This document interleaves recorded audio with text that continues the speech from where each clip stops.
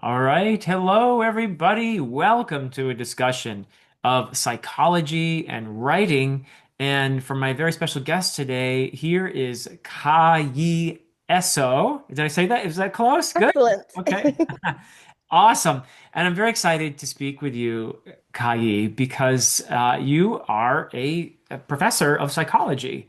Mhm. And you have some wonderful insights to share, but you are also a writer and you have a very exciting book that is coming out, and we're going to talk about that as well. But first, we're going to talk about a course that you're teaching involving psychology and writing. And so I'm just very excited to hear your insights from that. And this is a course that is going on right now. So Mhm. yeah, please tell us about the premise of the course and what you're reading in it and how it's going. Yeah. Thank you, Philip, for having me. It's such Right. an honor. I've watched you so much on YouTube to be actually talking to you in person. Well, sorry, in real time. Yeah, yeah, yeah. It's wonderful. So, I'm teaching a course in my university called Crafting Minds, Psychology in Fictions.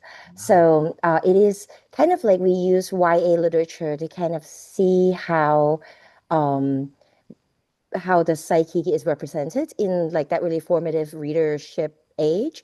And but I'm co-teaching this with Amy Noswell, who is a screenwriter professor, an English professor of creative writing. So not just by myself, because who am I to judge people's creative writing? So But that's exciting that you're yeah, team teaching this. Some of my yeah, favorite courses I took when I was an undergraduate were team taught, and it's just that kind of interdisciplinary yeah, course. There's just so much enrichment from the crossing of the disciplines. yeah. That's just so exciting for me to hear about. Have you found that to be the case so far? This.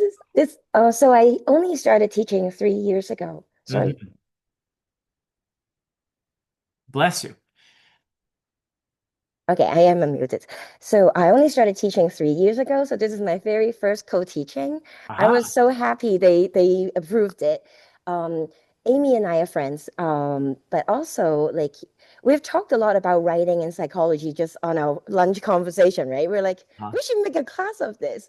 So what's really funny is that she and we've talked a lot, but we haven't talked in like very structured way, right? Just conversation over lunch. right. So we're actually learning things from each other. You thought that? That's so cool. During class. So it's like a collaborative discovery process. So it's been really nice. Yeah. Wonderful. Are you also picking up some tips for your own writing? Oh my gosh. Yes. Yeah. Yes. So I didn't know, like, I've never worked with writing prompts except with my creative writing professors, colleagues, because I started writing in like a weird way. We can get into that later. But so writing prompts are so interesting. Like I've always, so my novel is in, like, I wrote fantasy, right? Yeah. And then in one of these prompts, I had to write an autobiographical thing. I was like, ew, that feels weird. And then I wrote it, it's like, oh, this is fun. So I'm discovering a lot of kind of just basically surprising yourself by writing prompts. Mhm. Yeah. Oh, that's delightful. And Yeah. so I do want to hear about your journey as a writer. That is Yeah. something I definitely want to talk about. But I also want to hear more about this course. I have so Yeah, much let's finish. Yeah. to find out. Yeah. So what are you guys reading in the course? And Yeah. what are the goals and objectives and yeah, all that fun stuff. Yeah. So we are reading four YA novels. I am terrible at remembering things top of my head, but I just we finished 24 Seconds Later Okay. by Jason Reynolds. It's really good. It's really cute. It's really sweet, and it comes at being young and discovering sexuality in this case, Hmm. in like a wholesome familial context way, which I really appreciated. And what was really cool about that book too is that it's about a young black man who, and the author said in an interview, but he's not going to jail. There's no drugs. It's not about, it's more about the human side of the struggle. And Uh-huh. it's just not, doesn't get enough representation. Obviously, we still need the other side, but this is such a breath of fresh air. Is cute. It was really cute. And then we are just about to this tomorrow. Oh no, not tomorrow, Monday. We're gonna talk about Saints of the Household by not remembering her name. Oh, it's okay. Yeah, I'm not familiar with it. I'll look it up while you talk about it. Yeah, Of it's the actually household? Saints of the Household. It is Okay. about a hold on, can I represent this correctly? It it has a lot of really ingrained cultural aspects because Okay. the author is a native Puerto Rican. Uh-huh. Um, no, Ari Tyson is Costa Rican.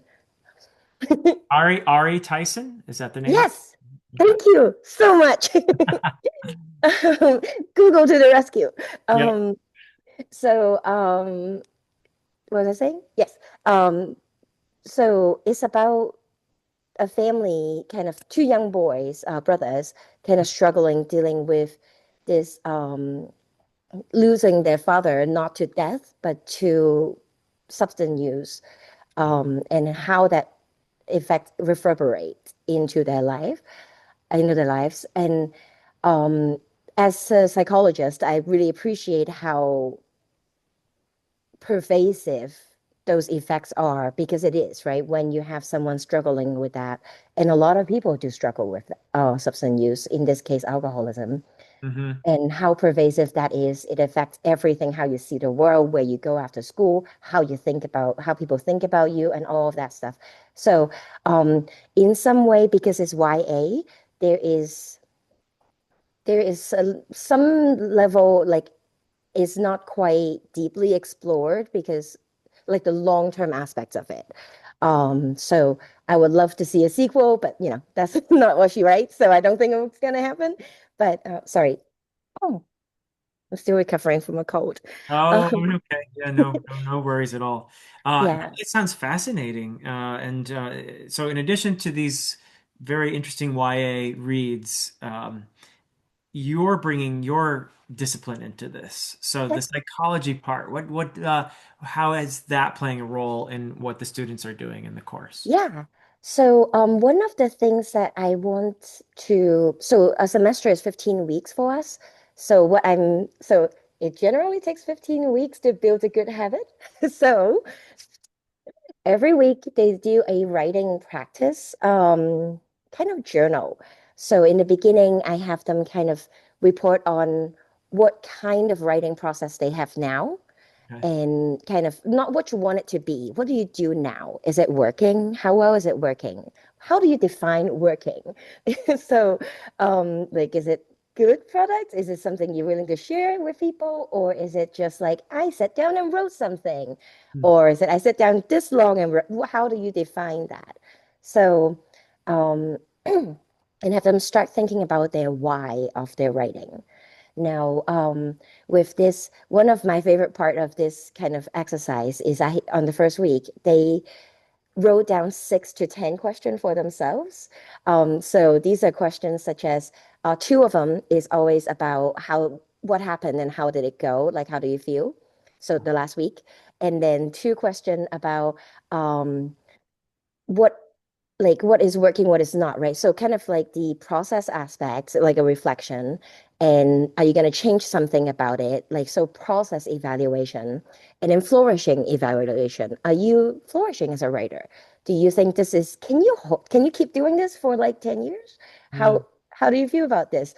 And then a couple of questions they can ask how whatever they want. So it's not just about productivity, it's more in some way the reflection really is working towards them asking, am I doing well as a writer, as a person? Right. So am I neglecting my friends? Am I neglecting taking care of myself to write, stuff like that. And one thing very special about my university is that it's in like the middle of a really rural county. And we are the only public school in this general area, Hmm. and we're in Maine, so people drive pretty far to, get to places. Um, and in some way, we're also very accommodating in terms of like disability and stuff. So we have a lot of students. I think I'm not 100% sure the number is still true this year, But my first year when I started in 2023, we have 40% of students that are either Gen Psych, I mean Gen Psych, first gen. Uh-huh. I teach Gen Psych, so Gotcha. either first gen or Pell Grant eligible. Uh-huh. Sorry, 40% is first gen, 60% is either first gen or Pell Grant eligible. Okay. So and and also we have a lot of people with disabilities. Hmm. So I think about two-thirds of my class have accommodations. So one Wow. of the big aspects for this is of this course is like what are psychological disorder or mental health condition, and how do we write that authentically? And Oh. how do you write as a writer with disability?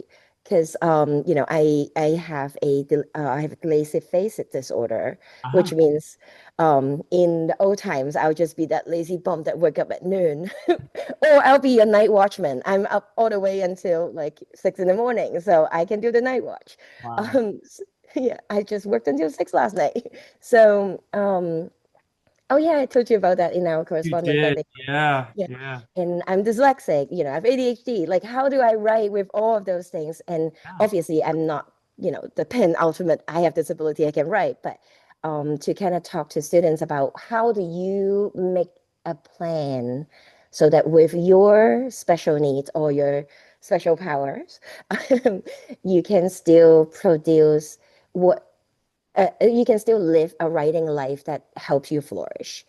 Yeah, and other things we cover are personality. Like, so obviously in crafting characters, knowing like some idea of psychological theories of the personality is helpful. And we debunked some personality tests. So I'm going to use this as a PSA opportunity.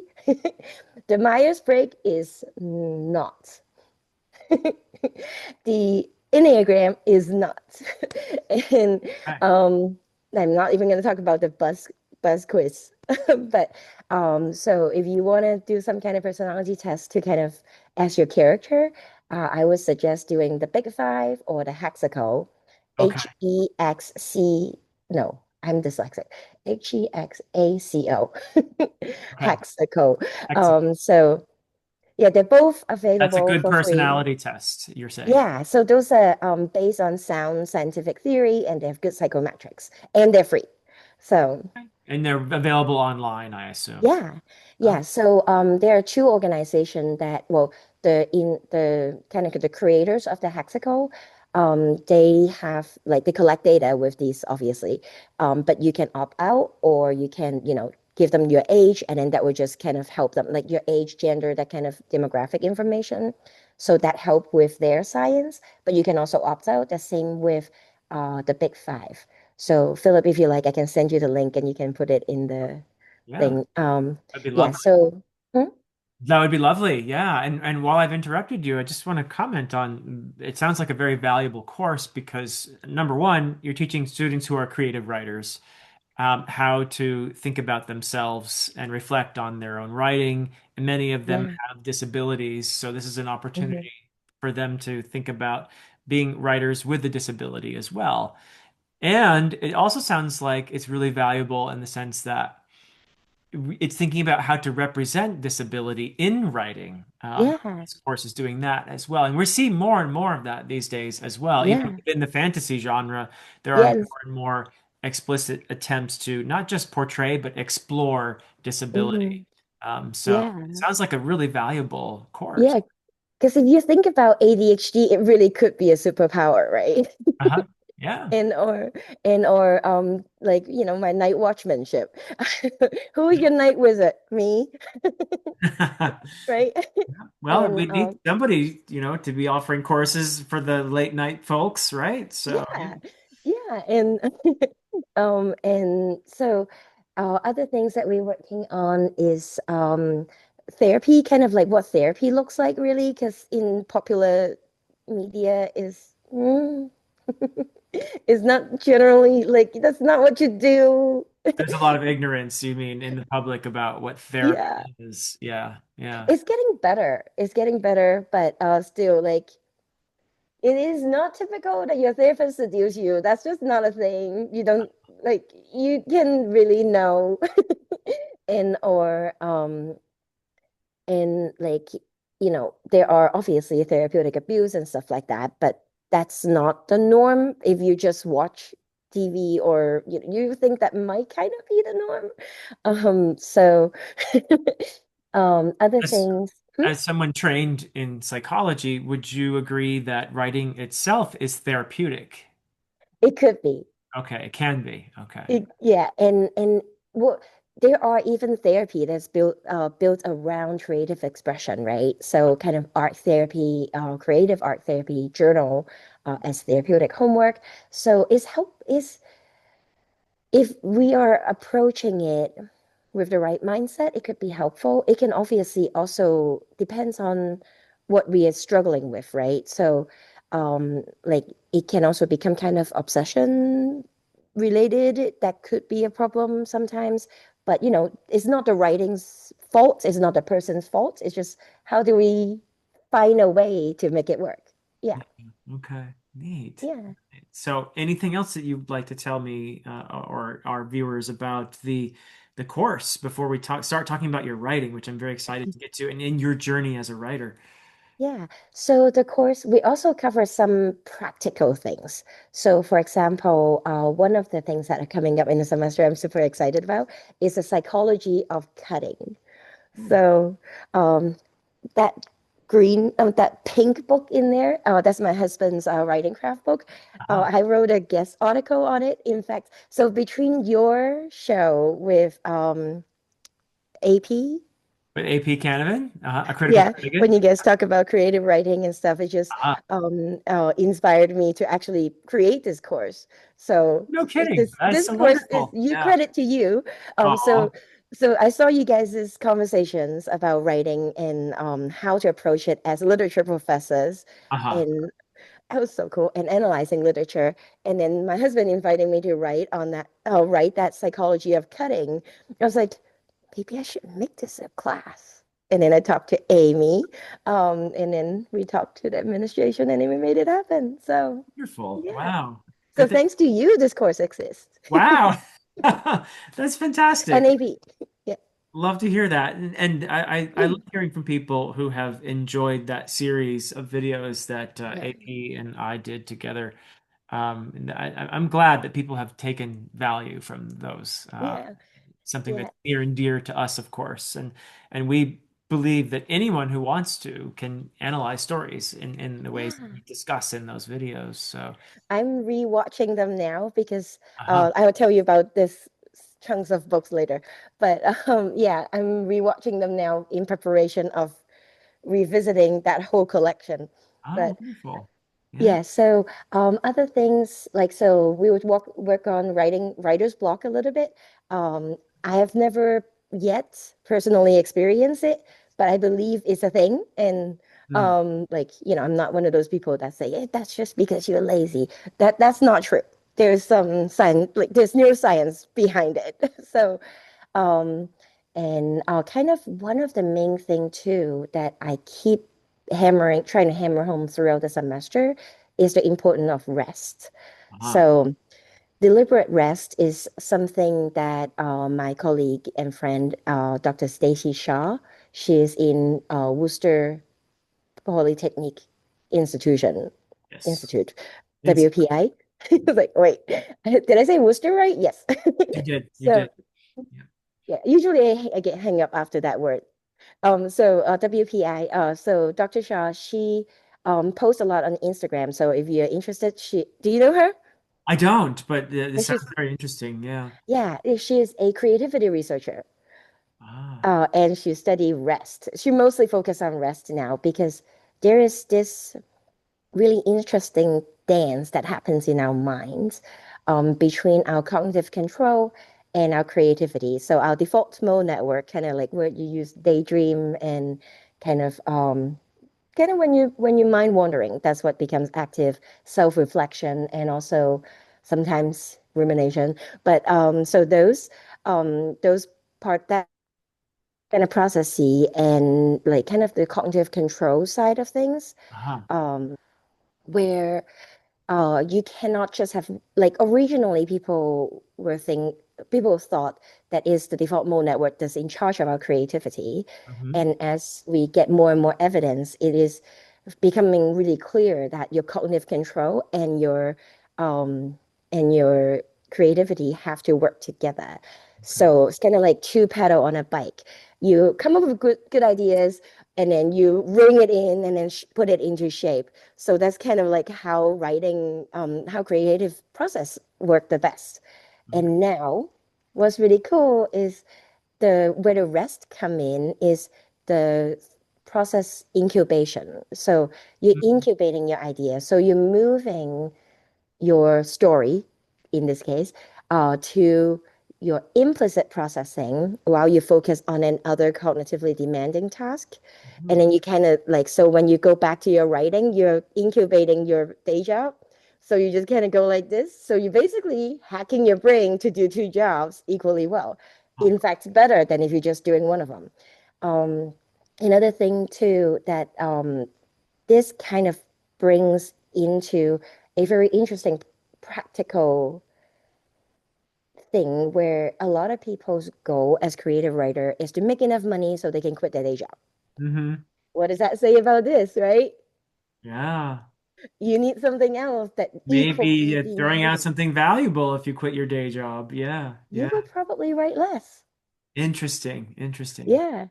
yeah, and also there's a second thing that kind of well, the thing is the third thing now. The third thing that come into play is also the idea where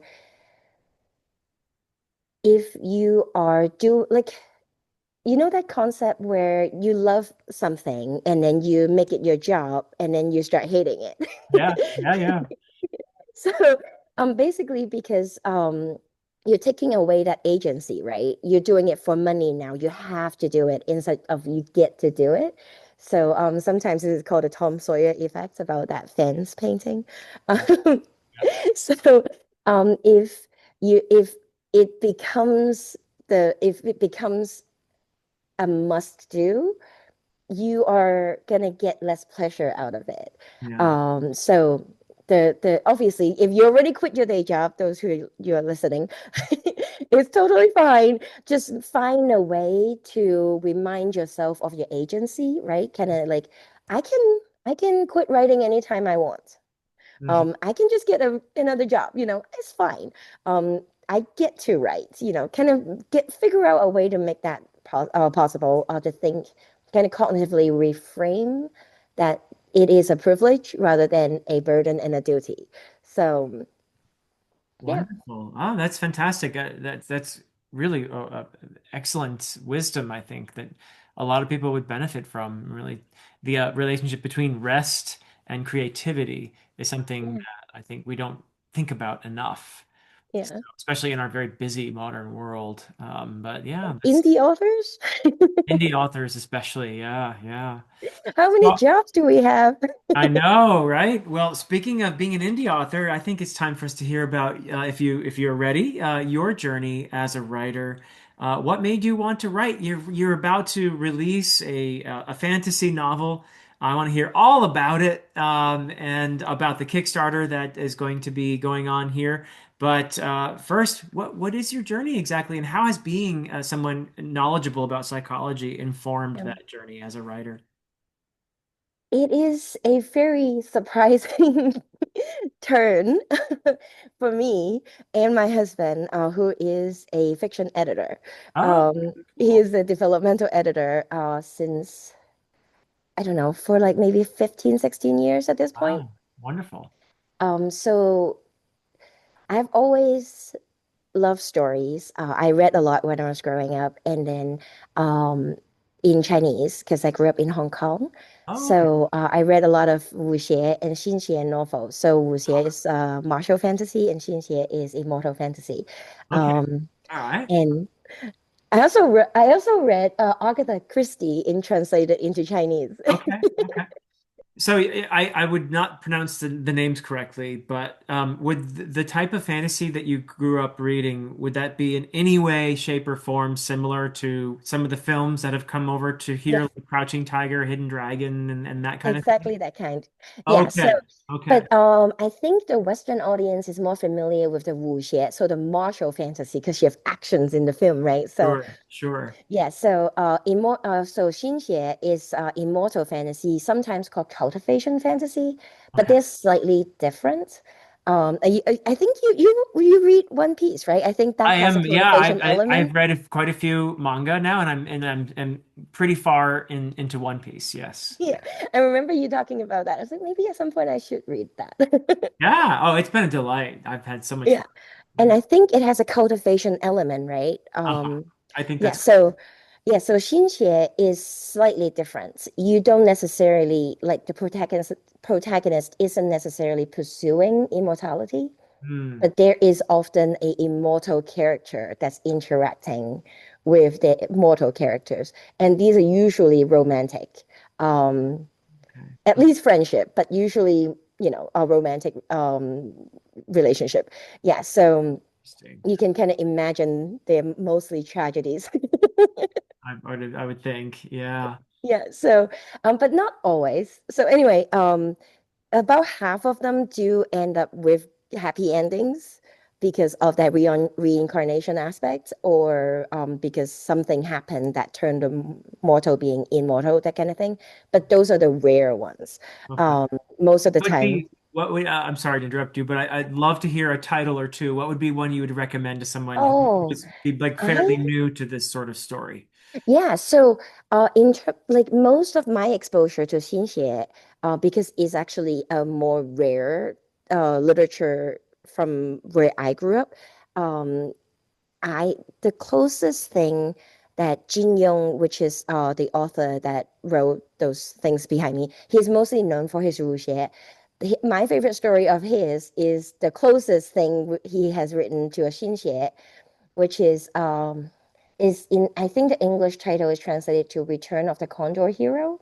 Okay. But Okay. that translation irritates me in that the Condor Hero series is a kind of like one book, but these books are weird. They're not like you have multiple physical books, Uh-huh. but they are really volumes. So what separates the books are just chapter breaks, not like they're not Okay. individual stories. So this is one story this thick, right?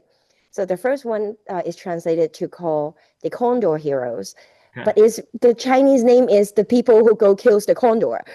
So Oh, like okay. they're not what? And then the That's return of different. the Condor Hero is about entirely different protagonist, Huh. and then it's like different generation. Like they are crossover, but they're not returning. Like what is happening? Okay. So so anyway, so the second one, the Return of the Condor Hero, is the closest thing he has written to that. And the rest of them are mostly films or TVs. Okay. Yeah, so I don't know any of their names top of my head because I know them in Chinese.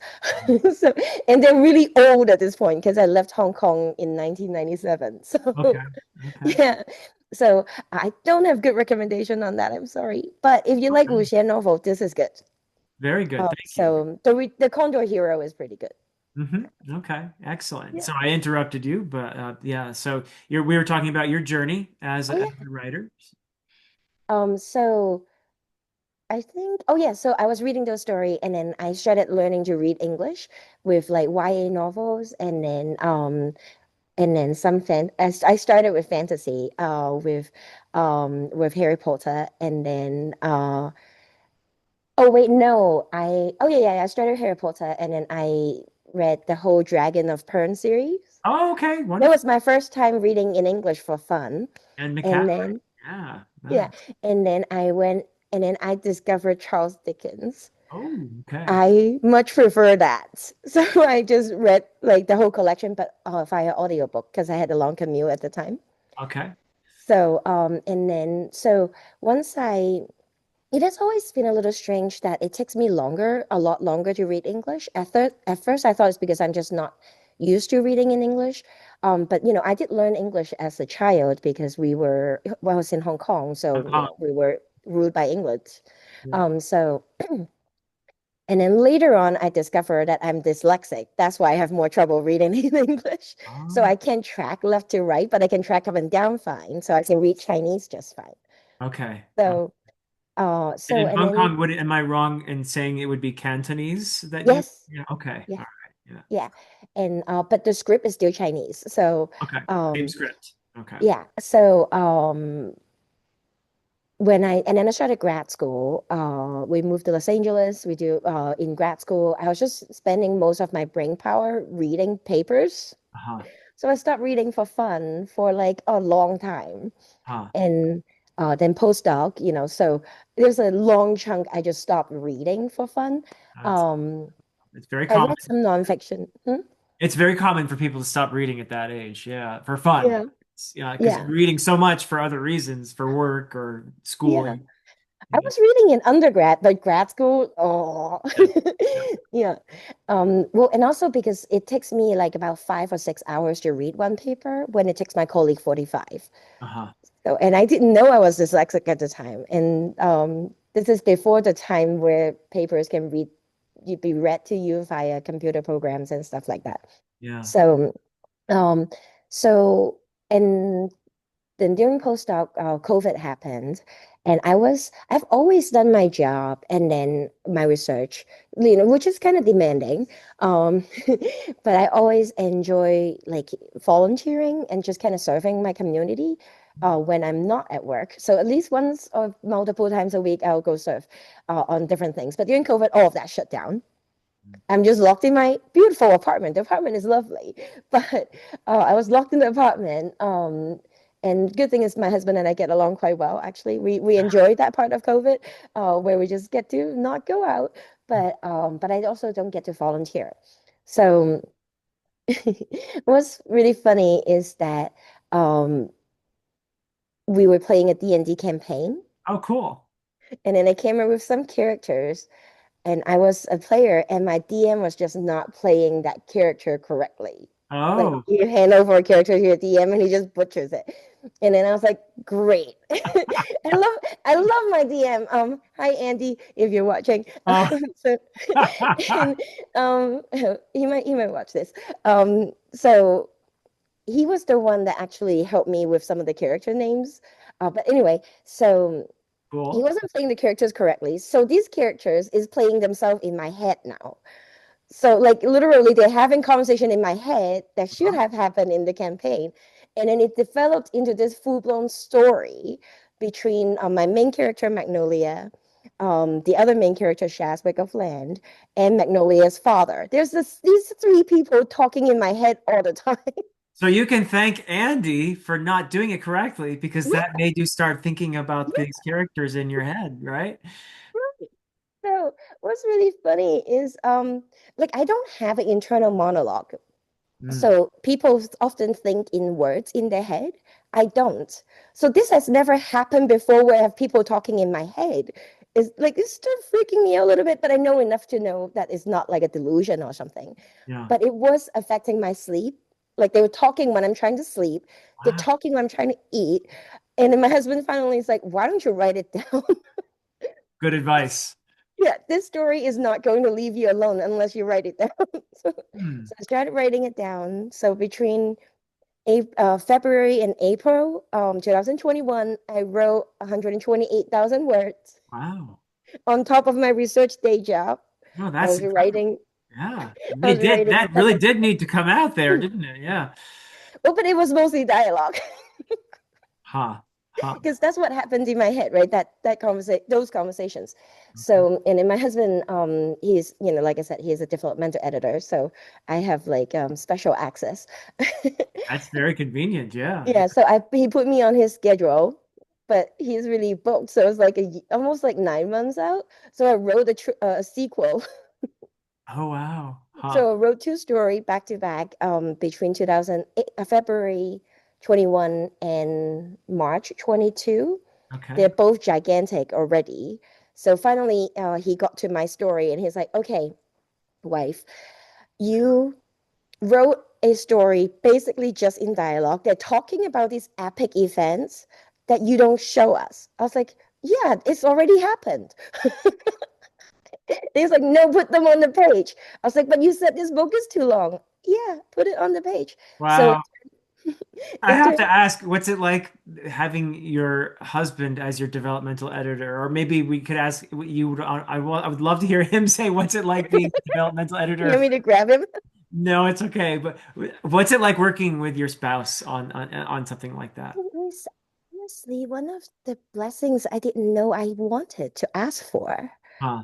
Like we have been together forever. I'm not like we've been together since 2002. Oh, wonderful. Yeah. And like I knew that he's talented by the fact that he's in high demand, by the fact that people praise him a lot. And I was proud of him, but I've Hmm. never seen him do his work. Huh. And then like to hand him this story, like your first story, right? Like I'm a competent writer just from academia, but like to tell story is a different story. It's a different beast, really. It is. Yeah, Yeah. so like and I write like Charles Dickens. Which That's is not would be great if you were in the 19th century, right? Yeah. yeah, not readable. He's like it's readable, but it needs to be more accessible. So like to see that he can like to actually see it's kind of like watching someone really good at what they're doing Yeah. do what they're doing, Yeah. except it's my husband.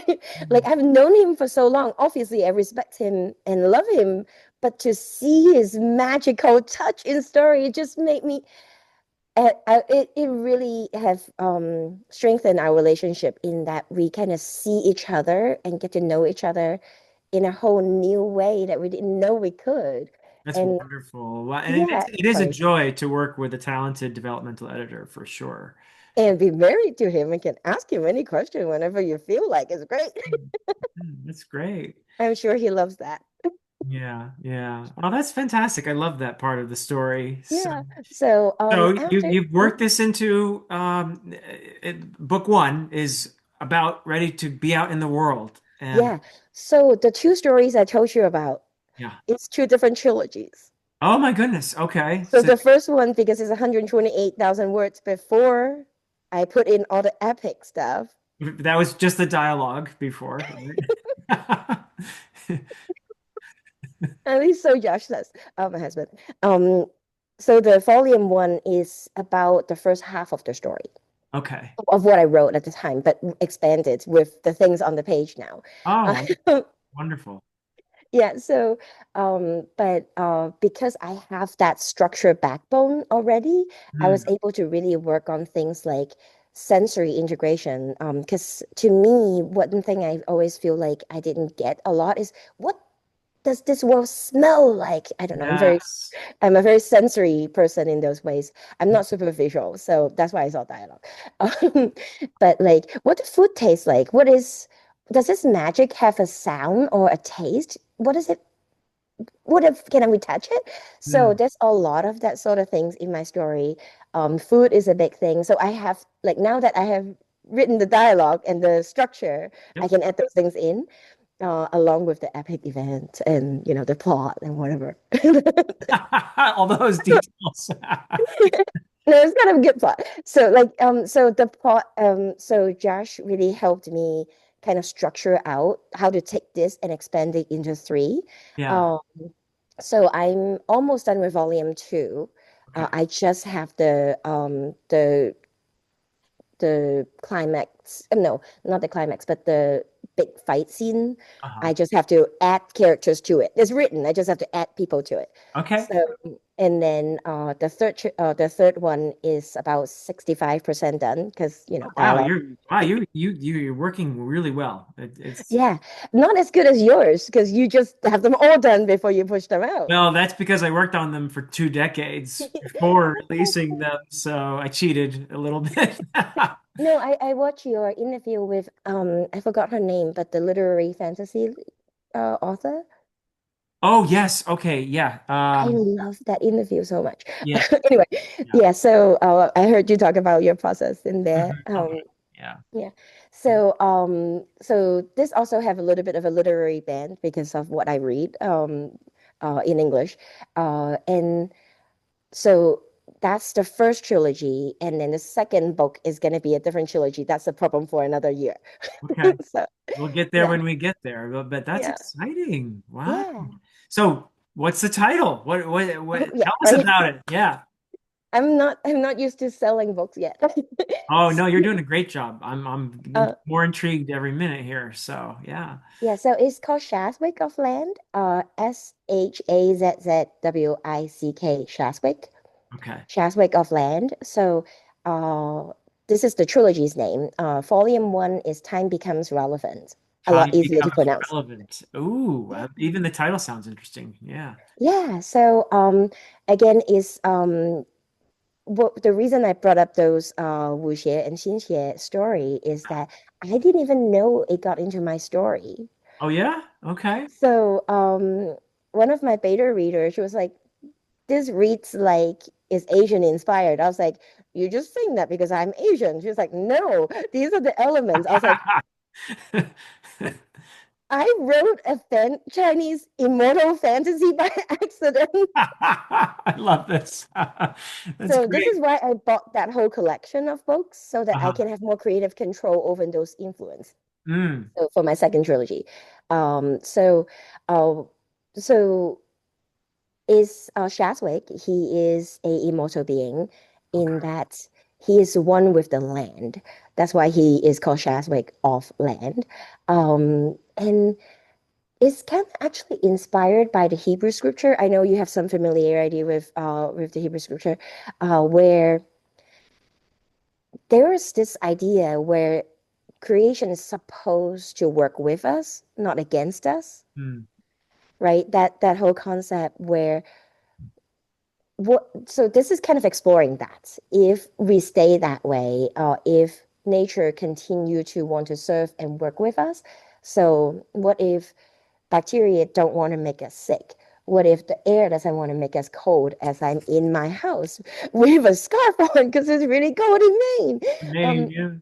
yeah, like if I walk on water, I'll probably sink or float, one or the other, right? But what if the water doesn't want to hurt me? Huh. What if creation want to facilitate what we want to do because what we want to do is good?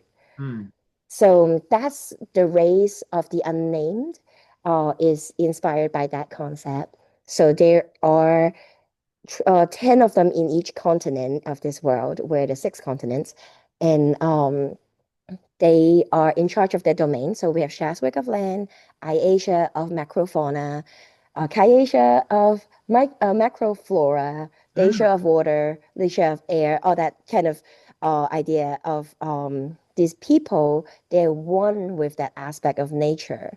So okay. if there is like an accident that's about to happen and someone's going to get hurt, Shazway can soften the ground so that they don't land as hard. Oh, Iasia can heal them. Shasta of microfauna can prevent them from getting infections. So ah. that's how these beings function in this world. There's And an almost elemental magic aspect yeah, to this, like in Avatar or something like that. yeah, Neat. yeah. Okay, nice. And yeah, and these beings are humble. They work in secret. They try to hide their work so that they don't affect people's history. Uh-huh. So what if what if time becomes relevant to one of these people Ah. because they fall in love? Oh, this is where the mortal part comes in. Yeah, Oh, yeah. nice. So our main character, our other main character, Magnolia, she is she's kind of an anchor of history. You know how we have occasional pinnacle, no, linchpin figures in Yeah. history Yeah. where they're not super special, but there is something that for some reason only they are in position to do. Mm-hmm. She's one of those figures with a very unique magic, and I just can't say more without getting myself into. Do spoilers. Yeah. Oh, this Yeah, sounds fun. Okay. yeah, Oh, delightful. Thank you for describing it for us. yeah. It sounds And yeah, so that story is in some way kind of remember how I was talking about how I try to keep it so that it's always about your writing is something you get to do rather than something you have to do. Yeah. So we go into this project with the thought that this is just going to be our gift to the world because um oh yeah, this is kind of where my volunteering come in. Like when all of that happened, I was also really pent up. Like I wanted to serve my community, but I couldn't. Mm, And I don't know, I'm just on Zoom all day and writing programs all day. Like what am I going to do?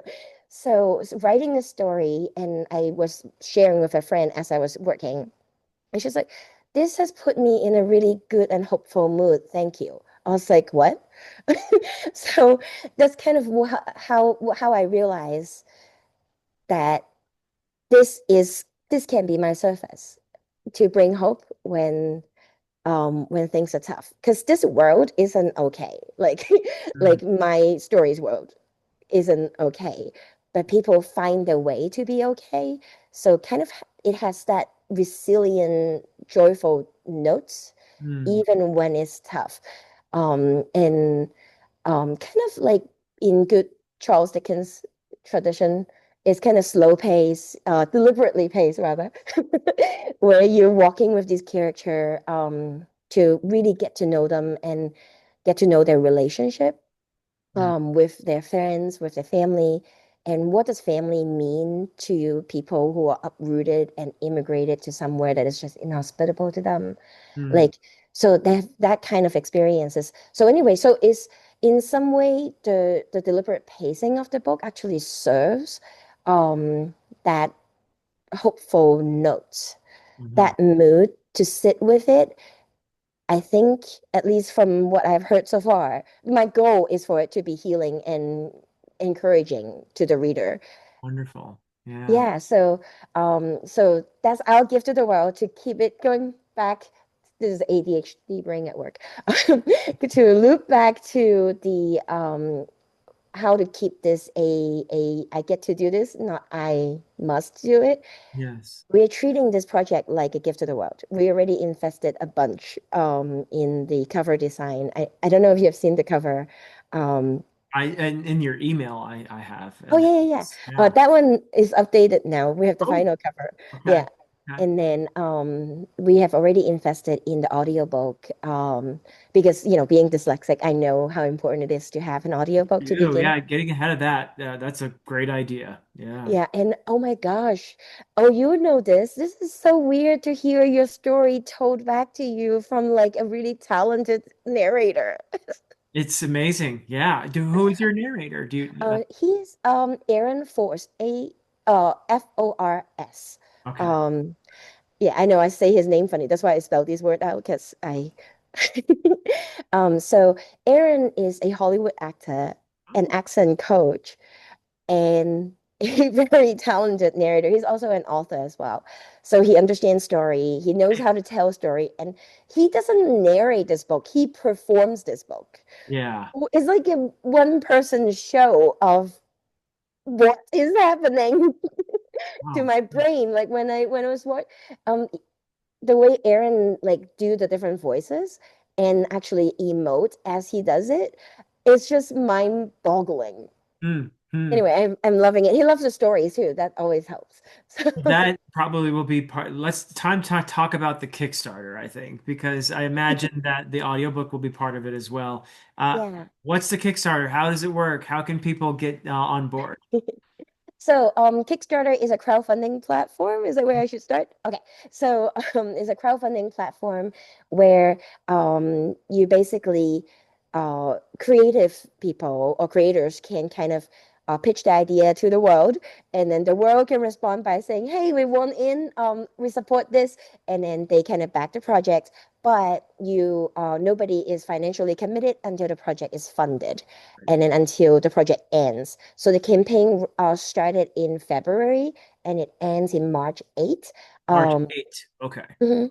Yeah, so the idea, so basically you are not on the hook for any cash until the end of that, because sometimes you have idea and then it falls through, right? So there's not enough support to launch, Uh-huh. but my project is fully funded. Oh, Uh, good. But there's time for yeah, people to still get on board as well. yes, there is until March 8th. So Okay. the book is available in trade paperback, audio and ebook. And Okay. I also going back to, oh, you can also get them as a bundle. So I priced them pretty low because like I said, we wanted this to be like a gift to the world. Uh-huh. Um, the only thing the Kickstarter really funds is the printing of the book. Uh-huh. So uh the audiobook is, oh sorry, the ebook is $10, the audiobook is $20, the paperback is $25. Okay. So you can get all of them for $50. So I understand that's pretty low for Kickstarter, but it's a gift. Great. Yeah, I will of course put a link in the description Oh, to thank you. your Kickstarter page, so that people can just click on it and head over and check out this wonderful story. Yeah. Yeah, and I also put together a sensory immersion package because Oh, kind of going back to the multi-sensory aspect of stories, right? I think when people have a similar cultural background, it's easy for a writer to say, she smells like roses. Okay, don't write it like that, but you know the point. sure, sure. You know what roses smell like when you see that. You can say, hey, that's a buttery taste. You know what butter tastes like, right? Yeah, So, but I am writing a multicultural story that involves things outside of a lot of my readers' experience. yeah. So, for example, there is a flower and a perfume that is so tied to the memory of a parent, right? That I think my readers wouldn't know. Do you know what a Michelia alba smell like? No, I don't. Yeah, right. So like how do I connect with my readers if they so the sensory immersion package kind of incorporate those more rare scents. So it's like it's gonna be so much work, but it's gonna be so worth it. Is Oh, they will make little jars where you can like actually smell the perfume, and there's a lot of tea because I love tea. I'm drinking tea right now. That is mentioned that is not super accessible in the US or in the West. okay. So the tea that's mentioned in the story, I was gonna package those and then just send it out. So Yeah, you can get so the tea, you can get the perfumes. yeah, Oh, that's so cool. Huh. yeah, and Yeah. like I don't know, like again, this is not to make money because like Right. if we But want to make money, we wouldn't invest in the things that we did, right? So but it is a wonderful aid in the yeah, immersion experience of the reader to be able to smell what you're describing in the book or to yeah, taste the tea that the characters are sipping. That's so yeah. fun. Yeah. Over those dialogue that I wrote so long ago. Yeah, yeah, yeah. Yeah, because there's a lot of politics. So this is not like a sword and sorcery book at all, right? This is Okay. about a politician and well, her dad's a politician, but she is basically, don't tell her I said this. She's basically a spy wrangler. Okay. So it's about conversation, like just listening closely, what is really happening Uh, when they say this. So there's a lot of that kind of thing. So a lot of things happen over tea. So yes, tea. Look, I have tea twice a day, every day, and mm, it's an important ritual. And yeah, especially it's you do it with someone you love, or with yeah. someone that you're politicking with too. You proposed to purported to be collaborating with. Yeah. Yes, yes. So there's a lot of like I love writing those things like because I think I think for a regular person, it's more easy to put myself in the shoe of someone who had to be cunning rather than can hack down a giant with a sword. Because I don't think I'll ever get the opportunity to do that. Okay. Yeah, you never know, but Yes, true. probably not. I can start training now. Yeah. Yeah. So the Kickstarter, like the ebook is basically produced. I wanted to add some things like a glossary and stuff like that, and then it should ship out pretty close to the end of the campaign. Okay. And the audiobook should be ready in April and maybe end of March. And the print book should be maybe mid-April is what Okay. we're aiming for. All Yeah. right. Wow. How exciting. Okay. Yeah.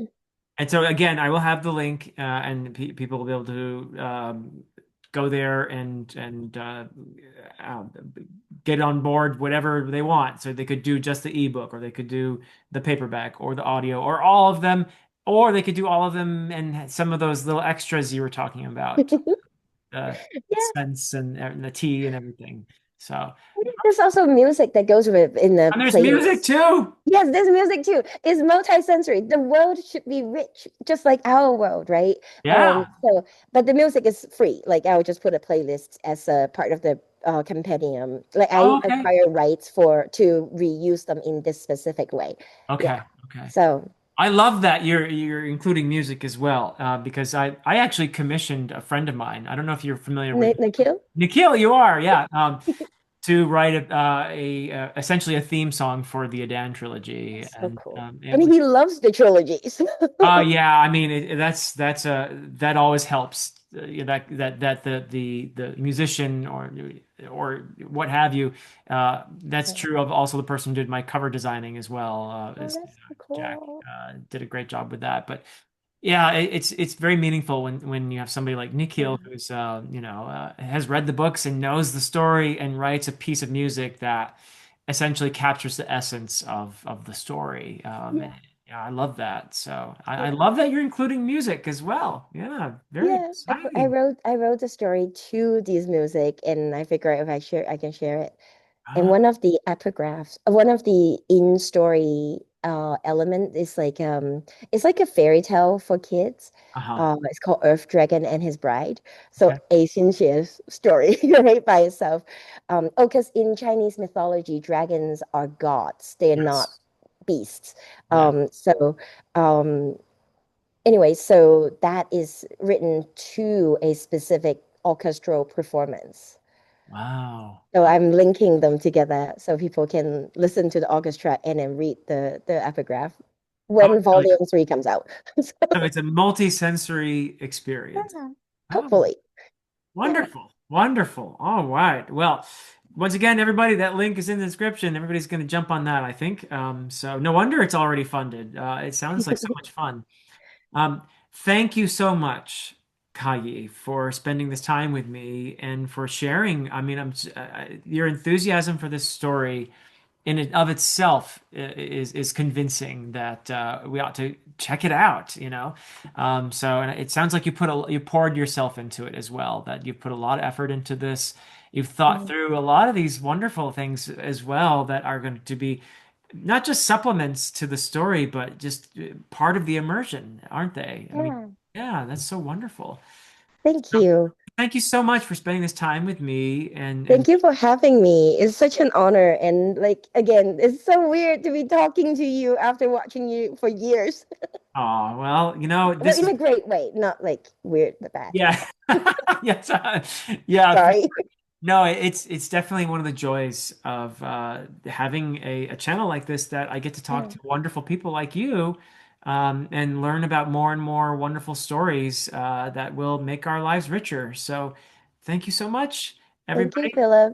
Thank you for watching, everyone. And again, check out that link in the description. And until next time.